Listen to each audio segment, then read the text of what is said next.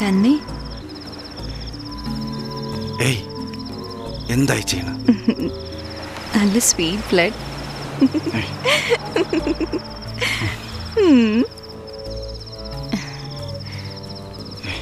നല്ല രസമുണ്ട്, ഒരു സന്യാസിയെ പോലെ.